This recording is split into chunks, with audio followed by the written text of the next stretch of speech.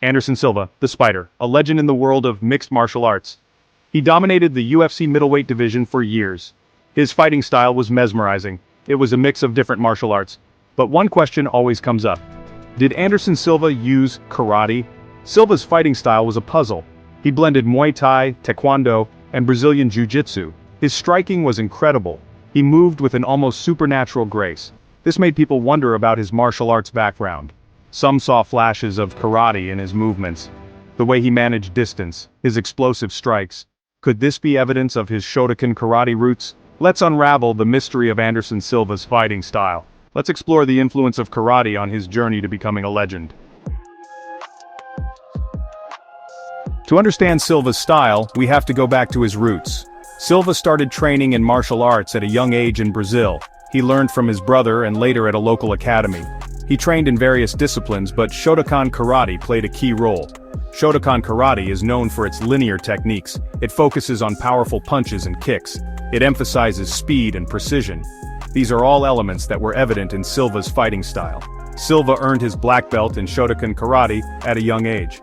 This training gave him a strong foundation in striking. It instilled in him the importance of discipline and technique, all essential ingredients for success in combat sports. His early training wasn't limited to karate. He also trained in Taekwondo. He even learned capoeira, the Brazilian art of dance-like fighting. This diverse martial arts upbringing contributed to his unique and unpredictable style. You could see Silva's karate background in many of his fights. He used techniques and strategies that come straight from karate.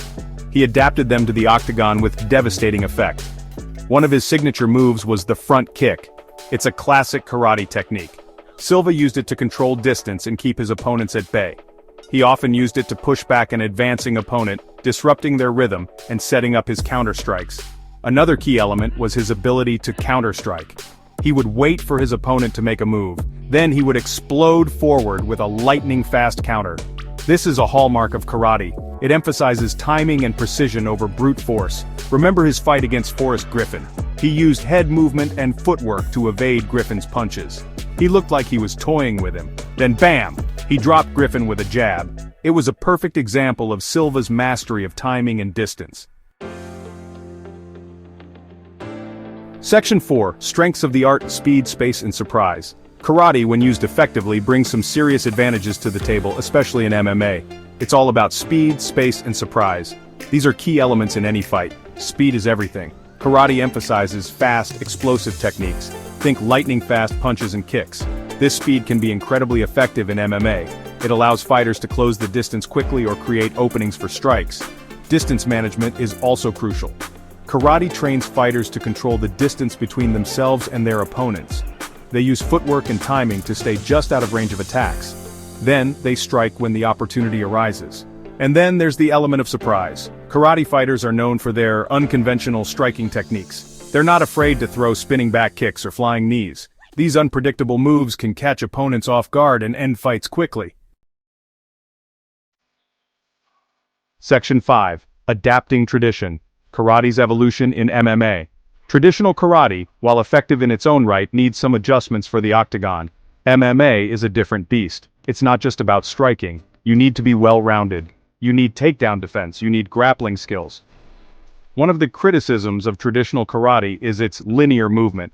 This can make fighters vulnerable to takedowns.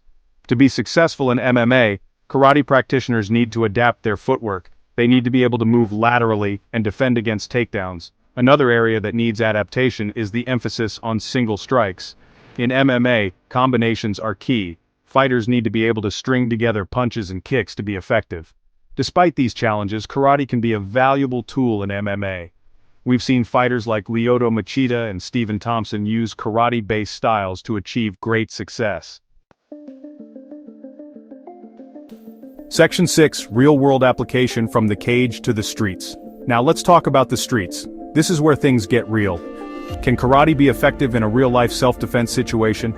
The truth is, there are no guarantees in a street fight. Anything can happen. But some of the principles of karate can be useful in a self-defense situation. For example, the emphasis on awareness and avoidance in karate is crucial.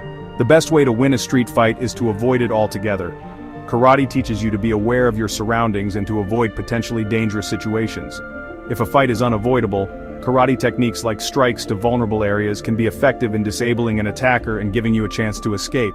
However, it's important to remember that real-life situations are unpredictable. You might be facing multiple attackers, weapons, or other unknown factors. Section 7. The Legacy of Karate in MMA, a Lasting Impact. So did Anderson Silva use karate? The answer is a resounding yes. His Shotokan Karate background was a fundamental part of his fighting style. It gave him the speed, the precision, and the unpredictable striking that made him a legend in the UFC. Silva's legacy extends beyond his own accomplishments.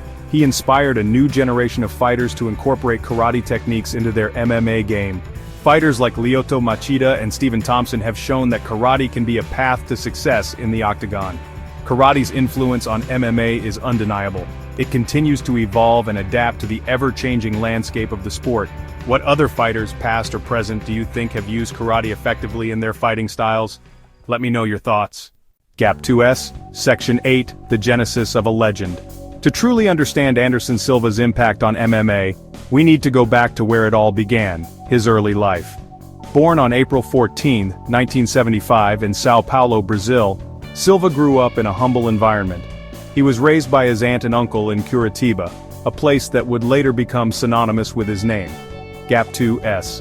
Like many young boys in Brazil, Silva was initially drawn to soccer, but it was martial arts that captured his imagination. At the age of 13 he began training in Taekwondo, quickly followed by Judo and Capoeira. These early experiences laid the foundation for his diverse skill set. Gap 2S. However, it was his introduction to Shotokan Karate that truly set him on his path.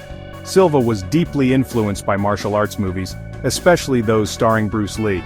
The philosophy of blending different styles resonated with him, and he sought out various martial arts disciplines to become a well-rounded fighter. Gap 2S. Silva's early training was rigorous and disciplined, but it was also a time of exploration and self-discovery. His natural talent and dedication quickly became evident, earning him respect and recognition in local martial arts circles. By his late teens, Silva had already begun to dream of a career in professional fighting. Gap 2S. These formative years were crucial in shaping the fighter he would become, a master of speed, precision, and unpredictability. Anderson Silva's journey from a young boy in Curitiba to a global MMA icon is a testament to his passion, perseverance, and the transformative power of martial arts. Gap 2S. What aspects of Silva's early life and training do you find most inspiring?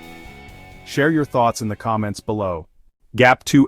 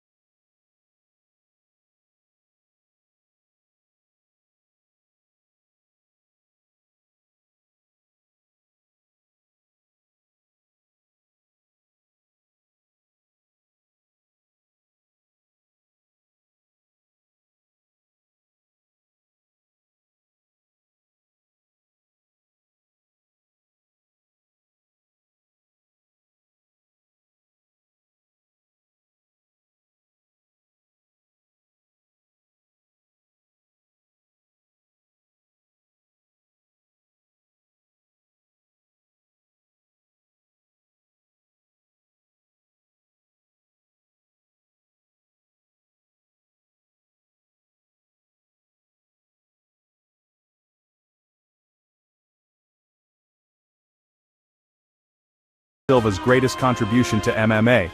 Let us know in the comments below.